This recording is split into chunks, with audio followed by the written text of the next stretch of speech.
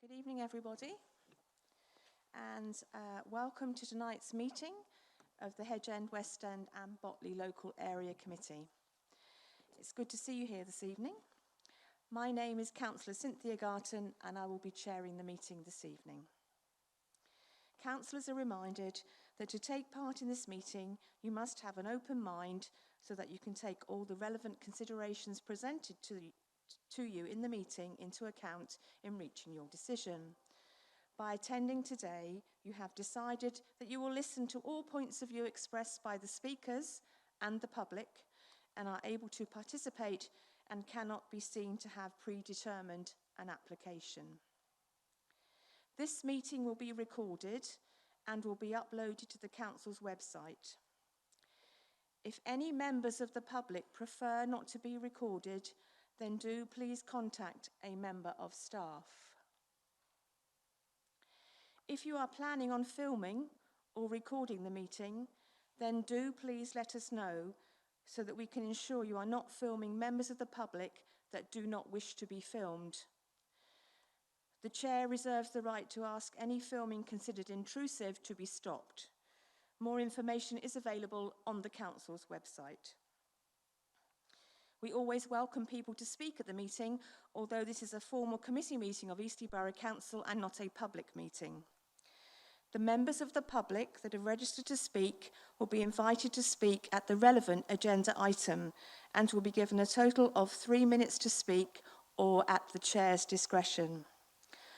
When the light is amber, and these are the traffic lights over here, they have 30 seconds remaining. People wishing to speak on an item on the agenda are able to do so before the debate starts. Once the debate has started, however, it is not possible to invite or receive comments from the floor. Thank you very much.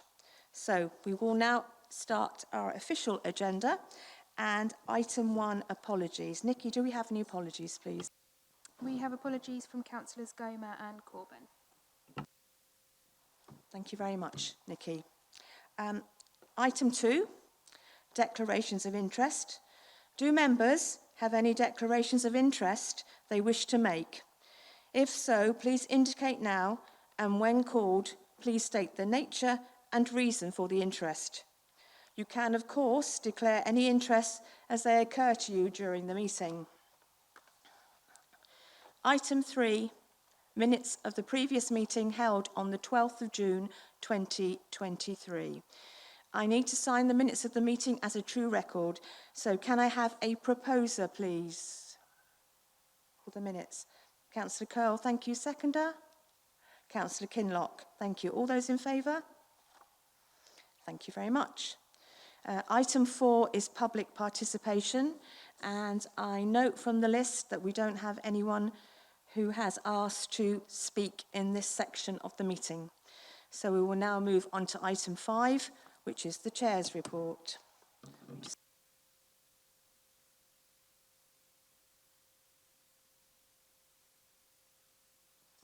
Okay.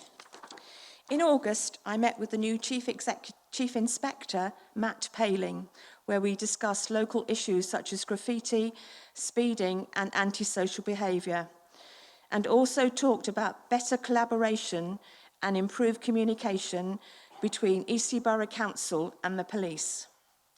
I am delighted to confirm that Chief Inspector Matt Paling will be attending the next HEWEB team meeting on Monday the 6th of November to update members on their progress against the key issues locally. In August, I visited Itchen Valley Country Park to observe the progress of improvements from the master plan, and I have to say it looks amazing. I was really impressed with how the new facilities for our communities are taking shape while still ensuring that Itchen Valley Country Park has that feel of space and serenity. I am looking forward to taking all my fellow HEWEB members on a visit in October so they can see the improvements at the country park. We have reinstated the Aegeus Bowl Residents Liaison Panel meeting, the first meeting since 2019, to ensure residents and key partners have a voice to help shape future events and procedures at the Aegeus Bowl. We are also working closely with the Aegeus Bowl and the Operations Director by setting up steering group meetings at the start of the season, at the midpoint of the season, and at the end of the season to ensure greater communication with residents and users. The HeWeb local community grants are now open for applications, and I would encourage community groups within the HeWeb area to consider applying for a grant to help those residents most in need. Further information can be found on the Eastleigh Borough Council Community Grants webpage, and the window closes on the 30th of October. And finally, I would like to welcome our new local area manager for Hedge and West End and Botley, Ross McLean. You're very welcome, Ross, and it's good to see you here this evening. Thank you. Thank you.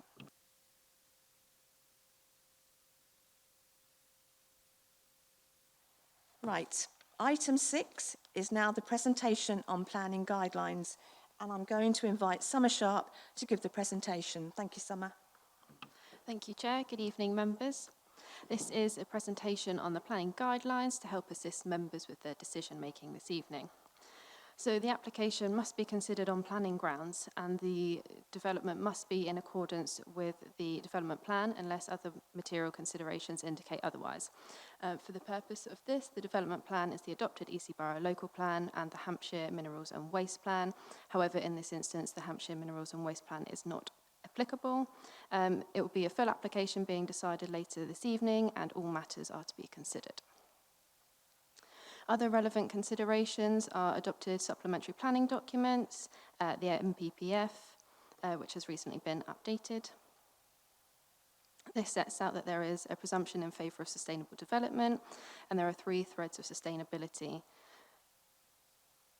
Other material considerations relate to the planning history, appeal decisions, and site-specific policies, and etc., as shown. Non-planning issues are shown above, and these cannot be considered as part of the application. The decision-making is as set out within the next presentation that I'll do. If members want to go contrary to that, then we would need to understand the clear reasoning why. However, if they were to go with officer's recommendation, there is the option to add further controls. However, this should be reasonable in planning terms.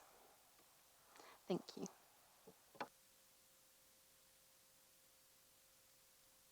Thank you very much, Summer.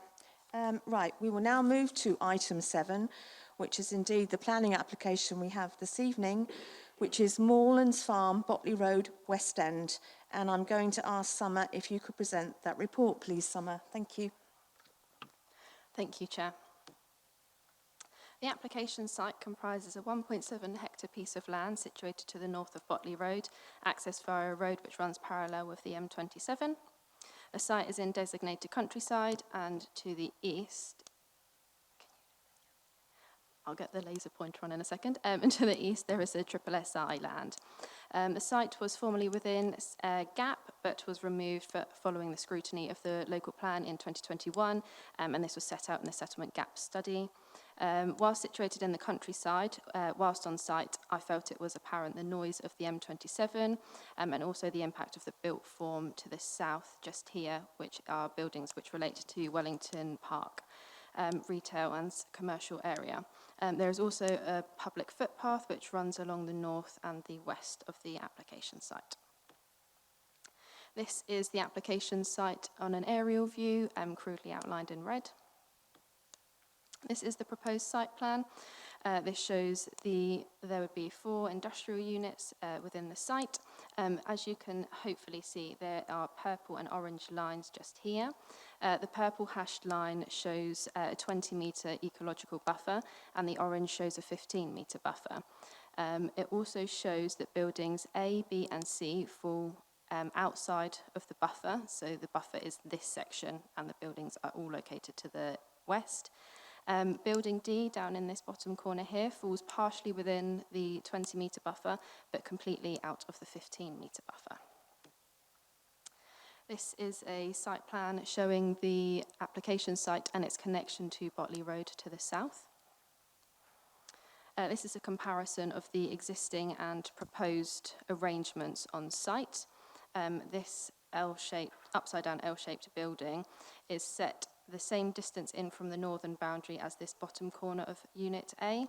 As a result of the angles of the buildings, the top part of Building C is closer to the northern part of the site. However, it is set in further west than this existing building. These are some images of the application site taken from Google Earth. This top picture here shows looking north into the site, and this bottom picture here shows looking south, so Botley Road would be further this way. These are the proposed elevations of Units A and B. These have been amended during the course of the application process, whereby our council's urban design officer has agreed that the design is acceptable and of a high quality, to ensure that the buildings are built in accordance with this, and to ensure that we have additional information in terms of the junctions of where materials meet. We have recommended to impose a condition to have this information at a later stage. These are the floor plans of Units A and B.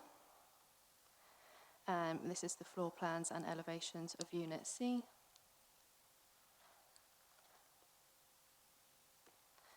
The elevations and floor plans for Unit D. This slide shows a comparison between the existing farmhouse here. These are some photos taken on the site. And this is compared with Unit B, which would be its kind of replacement in a similar area. The existing farmhouse is 6.6 metres in height, and Unit B is approximately 7.2 metres in height, so a difference of 60 centimetres. This is the first proposed section as submitted within the application file. The black line here shows where the site section is taken from. So it's kind of in the middle of the site, fairly centrally looking south.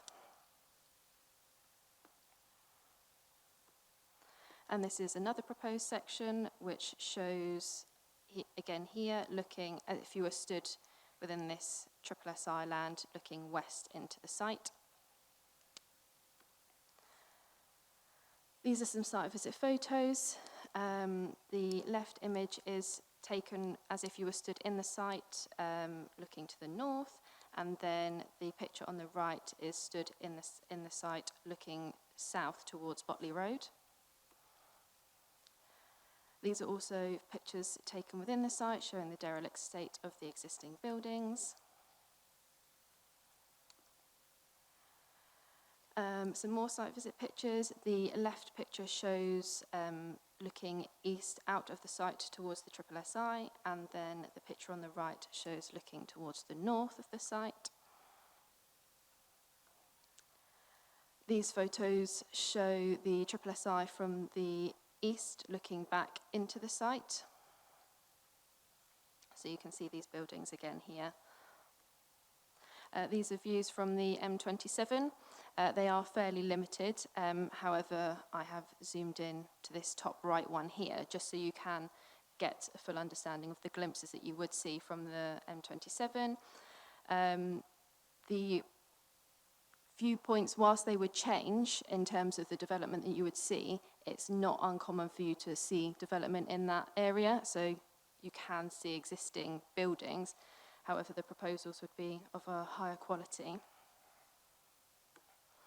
So the key considerations have been separated out into two slides. I'll start with the principal. The site does fall within the designated countryside, which is protected by policy S5. As set out within the committee report, a planning balance has concluded that the proposals would be acceptable in principle. The proposals would result in 4 industrial units adjacent to neighbouring and commercial industrial units. Therefore, the character would not be uncommon and would be comparable to the existing characteristics of the sites to the south. And there would also be employment benefits and opportunities generated by the proposals. The following key considerations, as noted earlier, the design was amended during the application process, whereby the council's urban design officer is agreeable and happy with the amendments. The proposals aren't considered to result in any adverse impacts upon the neighbouring amenities, and all of the other regards set out there following amendments and additional information are considered to be acceptable, and consultees raised no objections, and we have conditions to secure additional information or to ensure that information that has been submitted is complied with so that the development would be acceptable. Therefore, we are recommending approval subject to the conditions set out within the committee report and Section 106 to secure financial contributions towards sustainable development and public art. It would be requested that if permission be granted, it would be delegated back to the planning manager in consultation with the chair and vice chair to be able to complete the Section 106 agreement. Thank you, Chair.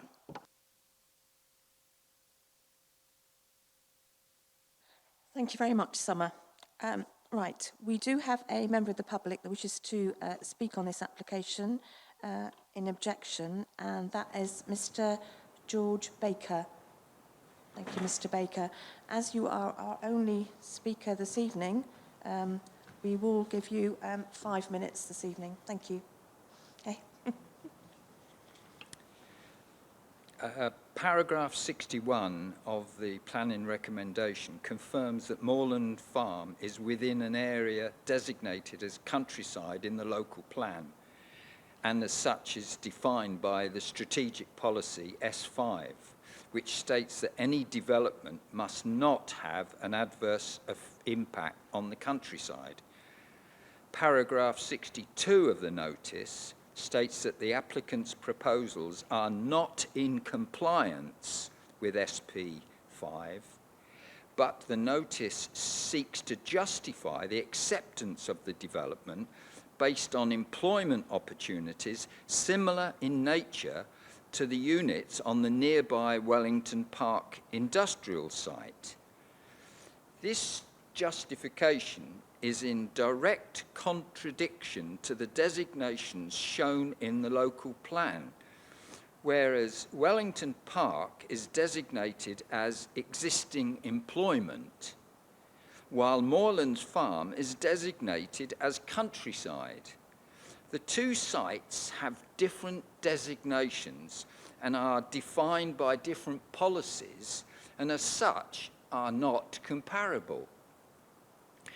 I maintain the planning department has no right to override the principles clearly defined in the local plan, a document that was subject to extensive public review and approved by the planning inspectorate. The maintenance of settlement gaps and countryside issues are two of the most important principles of the local plan and a main feature of the council's strategy for the development in the borough. If you allow the planning group to reclassify this important section of countryside into an industrial site, then it sets a precedent, and no countryside area in the borough is safe from development. The settlement gaps and the countryside areas are a main feature of the local plan and must be safeguarded from inappropriate development such as that proposed by this applicant. So, in conclusion, the planning report clearly states the proposals do not comply with the strategic policy for countryside, but the recommendation is given approval for the construction of an industrial complex in a designated countryside area. How on earth can this be right? It is in direct contradiction to the local plan, and if approved, will establish a dangerous precedent that puts our countryside and settlement gaps at risk. As such, this proposal must be rejected. Thank you.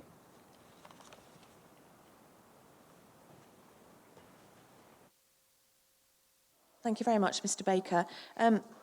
Summer, I would come back on some of those issues that Mr. Baker's raised, just for clarification, please. Thank you. Thank you, Chair. Yep, so the Local Planning Authority are aware the application site is within the designated countryside. As noted within my presentation, the site is no longer within the settlement gap. As part of the review of the local plan, prior to its adoption. The Planning Inspectorate requested that the council review the settlement gaps. This was done, and within the settlement gap study it was removed, so it is just countryside that the site falls within. We have set out a planning balance within the committee reports and have considered that the positives of the proposals outweigh any adverse harm arising from the proposals. The policy S5 is separated into two parts.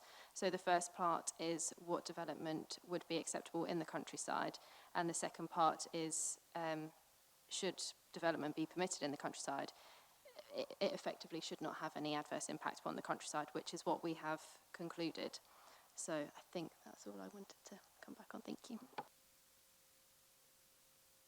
Okay, thank you very much. So just for clarification, I am a little bit confused, I have to say. So it's designated countryside, but it's not in the settlement gap. Is that what you're saying? Yes, that's correct. Right, okay then, we'll now open it up to councillors for questions at this time before we move into debate. Any councillor has a question regarding this application? Councillor Kyrle. Yeah, just a quick one or two, or three. No. I'd just like to tease out a little bit more, because this is deemed now as an agricultural site, and I did notice the pictures. So don't get me wrong, obviously I don't want to ask any questions about what sort of agricultural use is going on there, because it looked more light industrial than agricultural. I don't know, because obviously I know agriculture covers all sorts of things. But I was just wondering how we get from agricultural in the countryside, if you know what I mean, albeit I understand about the settlement gap, to light industrial, which is the application we're looking at now, because I think there's maybe a fine line possibly, and I can understand where the report has laid out what your feelings are on it, if you like. But I do understand the concerns raised about how you get from an agricultural use in the countryside to changing something that's still in the countryside that is now turning into a light industrial unit, which clearly business premises or whatever, which clearly was not and probably wouldn't have been allowed necessarily before. So is it just because it's a pre-developed brownfield site, and therefore you feel that the step is not that great to take, if you know what I mean, as opposed to a site that wouldn't have been previously developed? Yeah, so that has formed part of the planning balance. There are also other policies set out within the principal sections that basically says that redeveloping buildings within the countryside can be acceptable. I'll get the slides back up. As you can see, the buildings on site are in a current state of disrepair, and they would need to be removed to improve the appearance of the site. So we've made a planning balance in terms of weighing up the fact that yes, the development is within the countryside, but it would be redeveloping existing buildings. It's not a greenfield countryside scape, if you see what I mean. So having new buildings there where there are currently buildings is likely to be an improvement, as we've set out. And also the other positives of the site are considered to outweigh any adverse harm arising.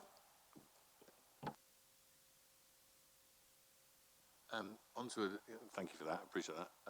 Because I say again, I think it's that fine line sort of thing about what's currently there and what's being proposed and how that will sort of interact potentially with its surroundings. But you do say also that there would be no impact potentially on the surrounding countryside or SSSI, whatever, but by definition of any redevelopment within the countryside, there is going to be an impact. However minimal or larger impact, there will be an impact by definition. And I was very interested when you, in the papers, I believe, you've talked about a swale feature or something, which has now turned into like a roundabout for lorries.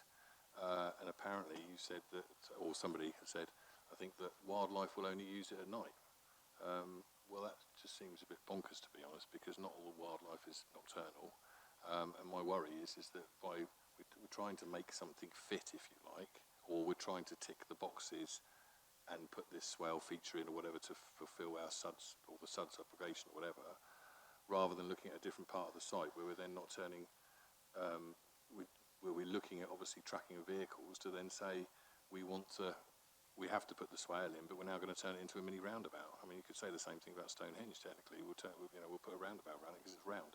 My worry is that it's in the wrong location, because if you're saying that it has an ecological or environmental benefit of some description, then it shouldn't be stuck in the middle of an oasis of tarmac or whatever it might be, potentially hardened, whatever, surface treatment, and being used as a roundabout. So I'm slightly concerned about that. And also, where you've looked at the placements of the buildings, and you're talking about the points being closest to the boundaries, then clearly, obviously, there is an incursion further into that site, albeit that there is still quite a bit of space by definition of the fact that that building A or whatever is obviously a lot larger than what's potentially already there. So most of that building isn't even there on that footprint, I presume, technically, is it? So that is a significant more development, if you like, in that respect, albeit that I suppose you could lump the masses together, but it does seem as though there's quite a bit actually being put into this site which could be deemed as overdevelopment, given the fact that it's a countryside site. And my last question would be about sustainable forms of access to the site and whether or not there is any proposition, because I didn't see it, or proposal, sorry, I didn't see it in the papers, about the access being lit to any degree to allow people to either walk or to cycle to site or from site. It seems to be a completely vehicle-bound development, which clearly, in my view, is a mistake not to have sustainable elements, albeit I appreciate there's supposed to be a cycle store on site, but it could be potentially quite dangerous getting there or getting back when it's dark. Yeah, so I'll come back on a couple of points. When the application was first submitted, there was no ecological buffers, so the applicant has worked with our ecology team and the Council's Urban Design Officer to ensure that the buffers have been introduced. The layout you see before you has been agreed with all consultees, so their commentary may allude to some animals using it at night and the likes. However, the overall layout has been agreed with them. And in terms of sustainable transport and lighting, there are actual cycle stores on site. I don't know if that plan is big enough to be able to show them, but I believe they are to the west of this building, and I think in this region as well there are a couple. And condition 17 requires additional information to be submitted to show a permanent external lighting scheme. So this will be any external lighting within the site would need to be submitted as a discharge of condition application. My apologies, I will let somebody else. My specifics is about the access track. So I understand there's a lighting scheme proposed under condition 17 or whatever, etc., with regards to the on-site lighting and how that works with the countryside and all blah, blah, blah. What I'm specifically interested in is how do people get from the highway onto this site in a safe manner, given that apparently there's not going to be any pavements or potentially proposed lighting. So the proposed lighting could be within that section. It would be subject to a further application should this application be approved, and we can do that in consultation with the local highways authority and the council's ecologist to ensure that the lighting is acceptable for both nocturnal animals and any potential users of that access.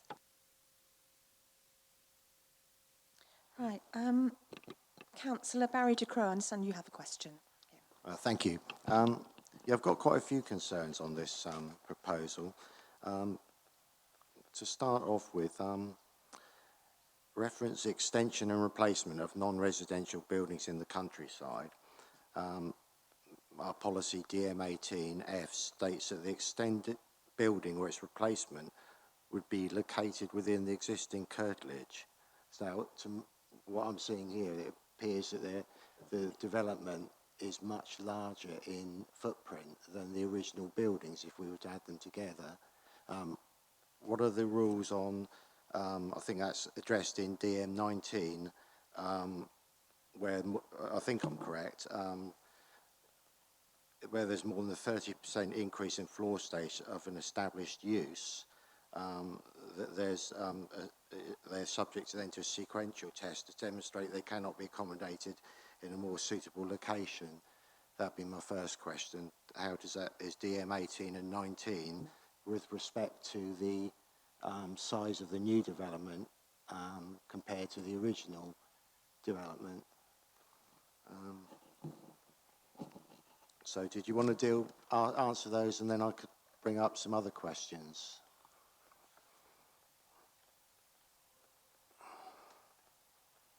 The only thing that I can come back on policy DM 19 is the fact that it relates to changes of use of buildings within the countryside. And this wouldn't be a change of use, it would be a demolition of the existing buildings and The original use was a construction. farm, wasn't it? Yeah. And now this is going to be an industrial unit, so I would argue that is a change of use. I think this policy is more catered for an existing building and the footprint changing its use as opposed to being built. Okay, all right. I think it's an existing building changing its use as opposed to a completely new development, which is what this would be. So does that larger footprint rule not apply then? So the changes of use of buildings in the countryside and DM 19 wouldn't be applicable to this development. So in general, on a countryside development, you would be allowed to have a much larger footprint than the original buildings. Is that what you're saying?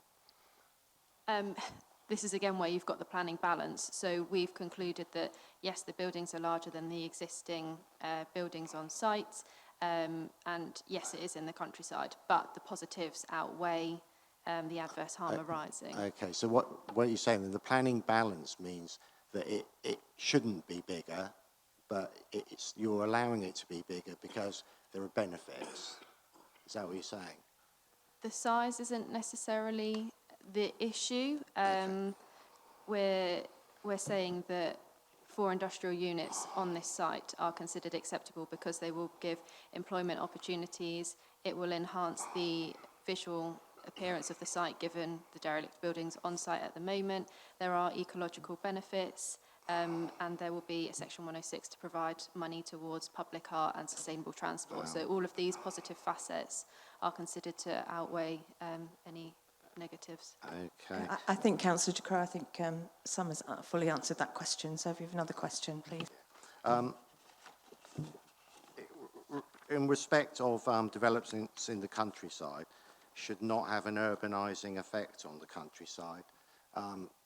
Now, I couldn't personally think of anything more urbanising than industrial units and HGVs visiting the site.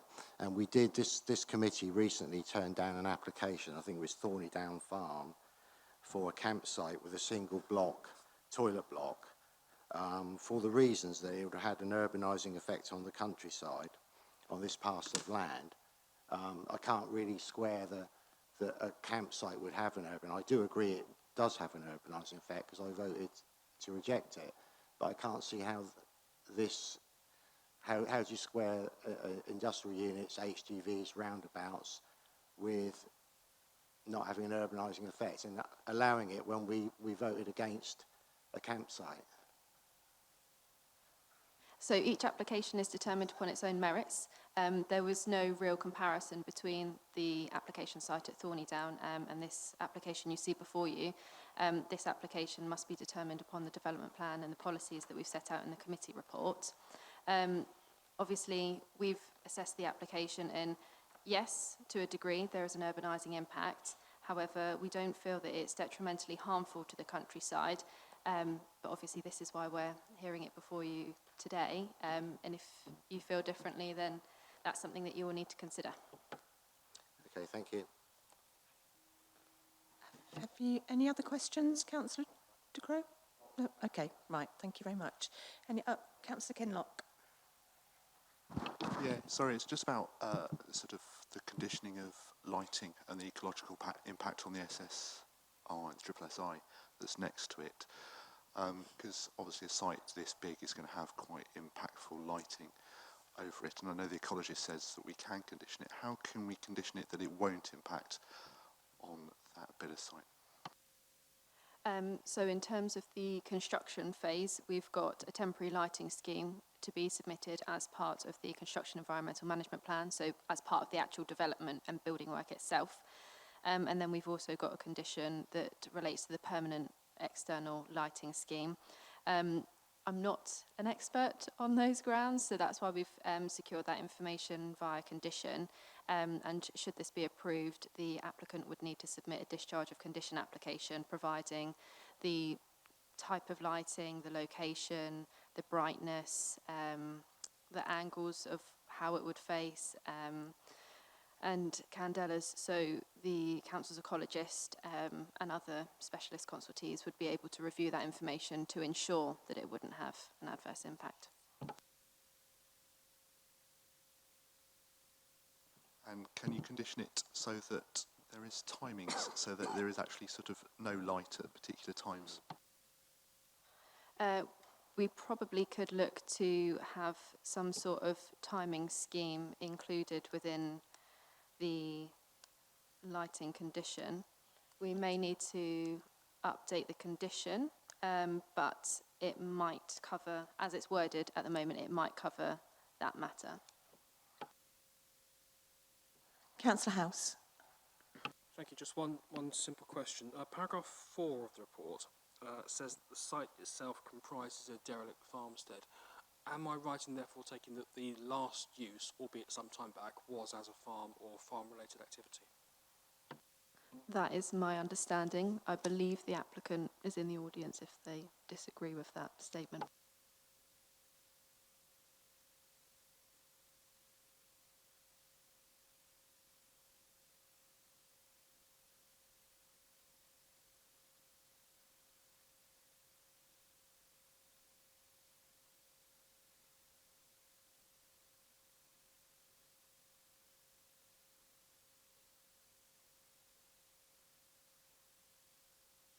Excuse me, sorry. For the benefit of members of the committee, would you like to introduce yourselves? We have no idea who you are.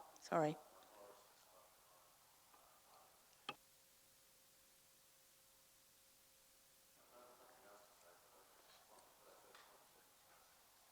Sorry?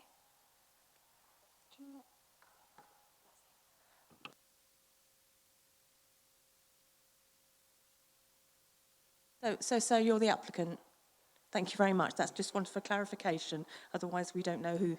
It's good that we know who's actually speaking or answering the questions. Thank you. That then begs one quick follow-up then. The last established planning use of the site was as a farmstead, albeit there may have been informal use, not with planning permission, for all sorts of activities in the intervening years. There's no other than the dog kennels, which I'll come to later. Other than the dog kennels, there's been no other planning approvals on this site. The report sets out the planning history, and I just want to check that it is actually right. Sounds like it is. And if there's anything else happened on the site over the intervening years, that's not with the planning authority's approval. Yeah, to my knowledge, the previous applications relate, or the previously approved applications relate to the dog training centre facilities.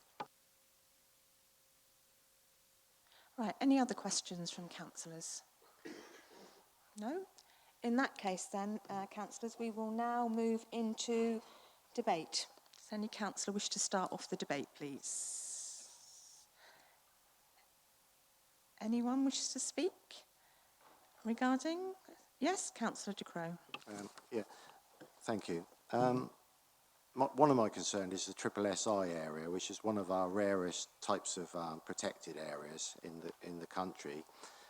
This particular area, which is only 15 metres behind this proposed units, the reason it's got triple SI is because it has some rare marsh orchids there, and the nearest location you'll find these, other than here, are in Wales and the north of England.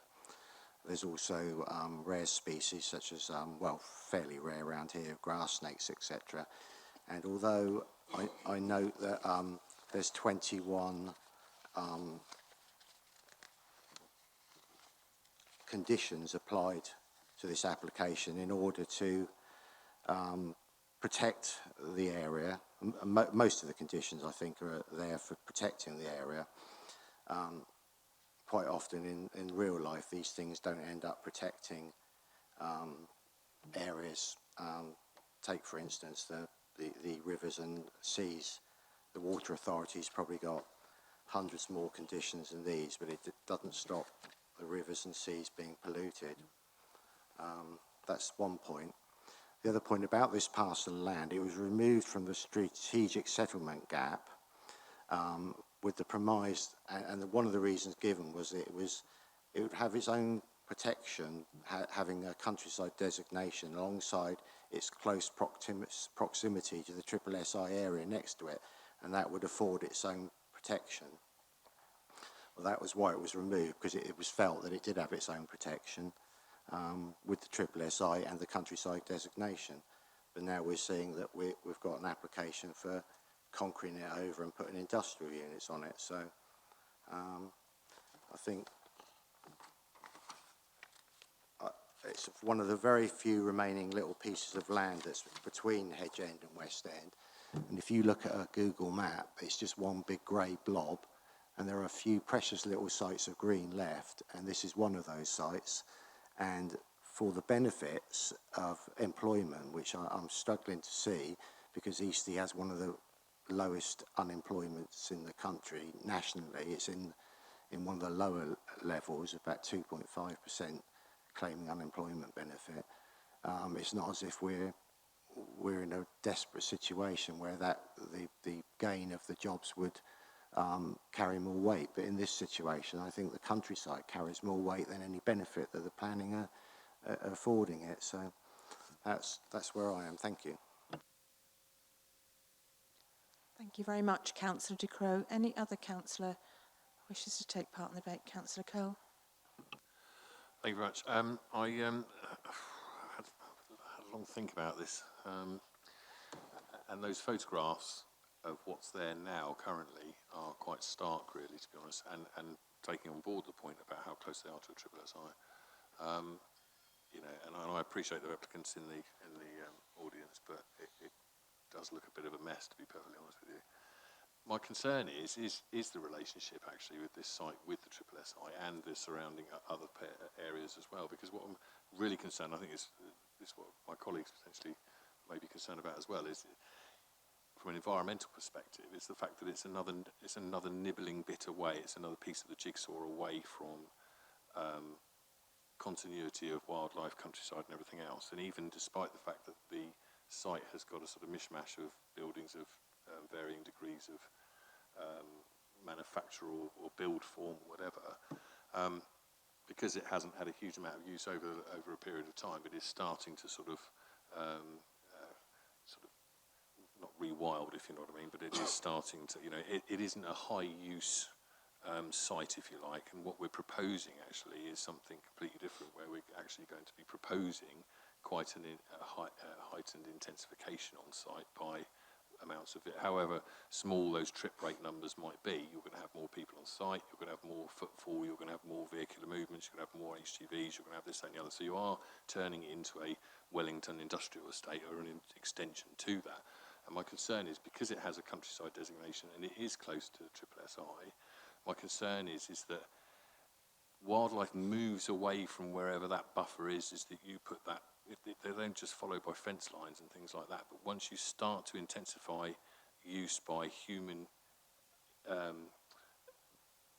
ingress, if you like, into space, then wildlife of certain descriptions will move away, and also with pollution levels increase, however small they may be, will also affect potentially how wildlife interacts and the flora and fauna interacts with that space as well.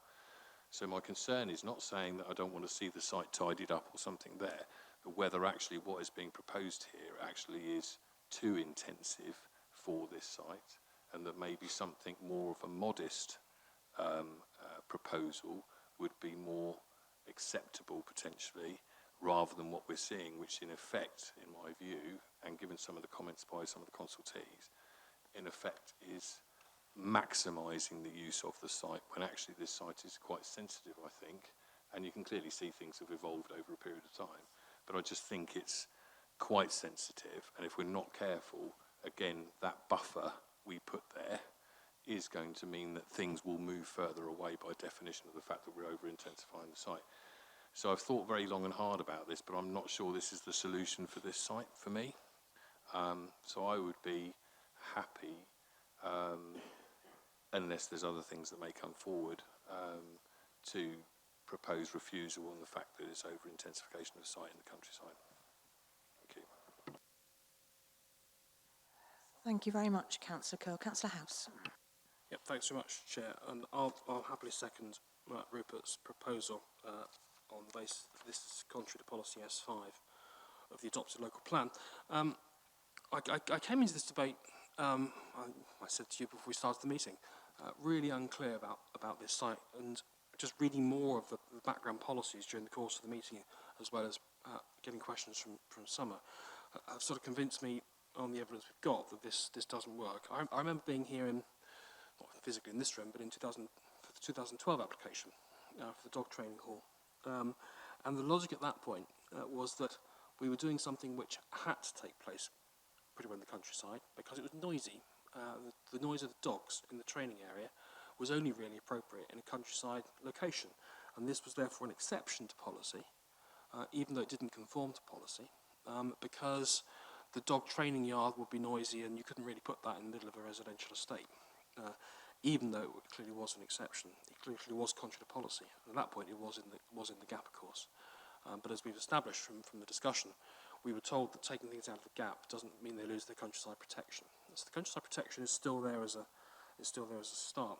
I know that Councillor Gomer was very concerned about this application as being intensification of use in a very sensitive part of the countryside, and the comments that Councillor Ducrot made were very much in those lines. I think I clearly accept that the site's a mess, but we've got to be really careful that we don't simply let countryside sites that have been allowed to become a mess be used as justification to change policy. Because that's just an active incentive to landowners to make their sites as messy as possible. So the local planning authority then says, yeah, we'll give you a ticket to a highly valuable development on your messy site so it clears it up. The farmstead building, we're told is, I think I've got this right, but someone will correct me if I'm wrong, is roughly where building B is shown on the plan, roughly in the southeast corner of the site. That certainly isn't true of buildings A and C.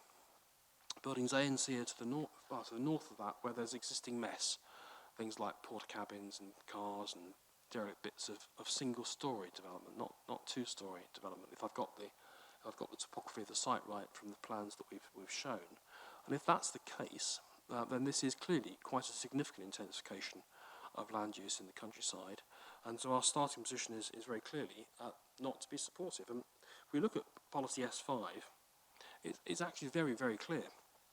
It only gives the exceptions to policy in the countryside for the provision of employment through agricultural development, the extension and replacement of existing employment uses, or the reuse of existing buildings, residential extensions and replacement buildings, limited residential conversion and gypsy and traveller sites, community tourist and visitor uses, which is kind of where we got the early equivalent of the dog kennel training from, outdoor recreation and open space, allotments and community farms, cemeteries, and essential public utilities. Well, that doesn't apply to this application. This application is not any of those things. You only get to Part 2 of Policy S5 if you meet the conditions in Part 1. Part 2 of S5 tells you how you go about allowing things if something meets the tests in Policy S5 Section 1.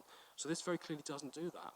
And on that basis, I can't see how we can support it, because it clearly is a very significant intensification of activity in the countryside, and it does open up the potential that we're weakening our local plan in a particularly sensitive location, because land both to the north and the northeast of this site has been the subject of planning interest in the past from speculative developers, and we have defended some of that land in the past at appeal on the basis of countryside policy. So I think, reluctantly, actually, because there clearly would be some benefits in allowing this, I can't find a way to support this. I was kind of minded to all have a site visit and to understand it on site when we came into this meeting, but actually I don't think that's appropriate. I think we should be refusing. So I'll second Rupert's refusal. Thank you very much, Councillor House. Does any other councillor wish to speak on this application? Right, okay. Well, we have a Councillor Kyrle has proposed to refuse the application, seconded by Councillor House, and we now have to have just confirm the reason for refusal. Summer. Thank you, Councillor Garton, read my mind. From what I'm hearing, the reasons for refusal would be the impact upon the countryside and the over-intensification of the development on the countryside. Yeah, and if we can justify it, the SSI implication, but I don't know whether we can justify that as a planning refusal. But clearly, in terms of local plan policies, S5 is clearly the principal reason for refusal. Yeah, and then I just wanted to understand whether you were wanting to do a secondary reason for the impact upon ecology. And Yeah. I mean, I do think there is a case that can be argued with that actually on the back of the S5 and countryside designation, because it's clearly outside the urban edge, but clearly has a countryside designation, and because it doesn't fit the part 1 of S5, then it's not reuse, it's actually over-intensification or overdevelopment within the countryside. yeah, so we can have contrary to policy S5 and the impact upon the countryside as one reason for refusal. I was just wanting to understand the impact upon the wildlife and the ecology matters. Yeah, because I do think there is potentially an argument there to say that because of the over-intensification of the site within a sensitive location close to a triple SI and other sites of interest, that it would have an overbearing or an overbearing impact on potential sensitive flora and fauna receptor sites in the close proximity of this application. Okay, that's fine. And then if you were to be refusing it, we would need to add in a reason for refusal in relation to the lack of Section 106 contributions, just to make you aware. Okay, thank you very much. Right, so I think we've come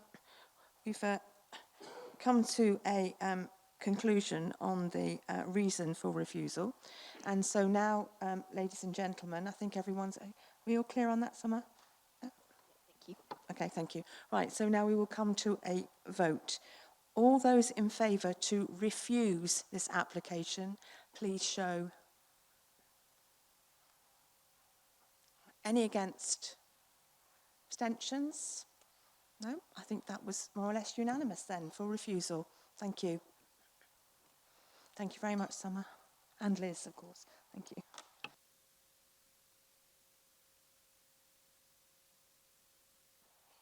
You are very welcome to stay if you wish, but if you want to leave, then you understand. Oh, okay. Right. Thank you. Right. Goodness. Right. Okay, then. I know where that gentleman's going. Right. Okay, so we'll now move on to item 8. Right, which is the financial management report, and I'll ask Ross to introduce the report. Ross, thank you. Thank you, Chair. Good evening, everybody. 8 recommendations from me in my financial report, 6 of which are to note due to the work we've already carried out due to health and safety issues and repair work. 2 are looking for approval. 1 is the relocation and altering of the autumn sculpture near Dowds Farm, and the second to looking for approval one is the repair to Stag Drive Bridge. And that's my report, Chair. Thank you very much. Thank you very much, Ross. I expect everyone has read Ross's report. Does anyone have any questions for Ross on the report at all? Yes? Councillor Kyrle. Just a quick sort of curveball related. Where are we with regards to Dragon's Teeth now? Because I know we've had a bit of a discussion about this, and I know there is one item, I think, to look at some replacement Dragon's Teeth, but where are we with regards to new Dragon's Teeth? Is it the fact that we actually have to get the County Council to agree? But I thought the County Council probably wouldn't care as long as there was no cost to them, as indeed this happened in the past. I'm not a technical expert on this element, but I know on this occasion, well, the one we're asking for here is on our land, we're allowed to do it. But if it's near a highway, we have to ask, we have to request Hampshire County Council if we can install on their behalf or if they will do it themselves. So there is an anomaly on this one because it's our land and it's not technically next to a highway. But if we want to put Dragon's Teeth in adjacent to highways, we would have to ask Hampshire County Council to do that. And sorry, and just for clarification, I know there was an email from Hampshire. Then it would, if they approved and we wanted to do it, it would be at our cost. Is that right? Am I right in thinking that there was something about Hampshire would be quite happy, but we would have to fund it? If it's on their highways, I think they would have the responsibility. If it's something that's not, then we would have to fund it if it's our request. Thank you very much. Right. Any other question? Oh, yes, Dave. Sorry, Councillor Kinloch. Yeah, sorry, it's just this, the repair of the Berrywood Meadows footpath. Just kind of, I'm trying to picture where it is in terms of things. Who owns that footpath? Because most of them are Hampshire County Council stuff, and it's across a new development land. So it's just slightly worrying that the footpath, if it has, is falling apart while it's still undergoing development. I believe it's behind the back of Berrywood School, and it was in a where children are commuting to and from school. This was a key path that was quite dangerous. So the recommendation from our street scene team was to get it fixed and get it fixed quickly. We made a quick fix for the first week of, well, they were still at school, so it would have been early July, and then the full repair in August.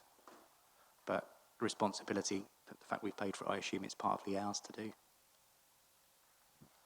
Yeah, because it's, that route was used for Hampshire to kind of get kids through without having to walk through. And it just seems that we're sort of paying for something that actually they perhaps should be contributing to, as it's kind of was their through route from stuff. It's great that you've got it done, get it sorted, safety, have absolutely no grumps about that. But actually sort of going forwards, if it is one of their through routes to what is their site, and it's one of their key considerations for getting permission, because we want to pedestrianise it, perhaps they should be helping look after it. I think you make a very valid point, Councillor Kinloch. We have made repairs to that in the past because there has been issues for the children going to school, and some of it's been dangerous. So for us to do a quick fix and ensure that, you know, the safety of the children is paramount, but that's what we've do. Thank you. Any other questions? No? Okay then, right. Is there any debate on the report? No? Okay then, so do I have a proposer for the report? Thank you. Councillor Kyrle, seconded. Councillor House, all those in favour? Excellent, that's unanimous then, thank you very much. Thank you, Ross. Right, so item 9 then was planning appeals, and we'll just ask councillors just to note those appeals. Thank you very much. Right, so this concludes our meeting. So I'd just like to thank everyone for coming along this evening, and also the members of the public. It's always good to see you. And our next meeting at the moment is proposed to be held on Monday, the 20th of November at 7 p.m. So thank you to the officers, thank you councillors, and I wish you a very good evening. Thank you.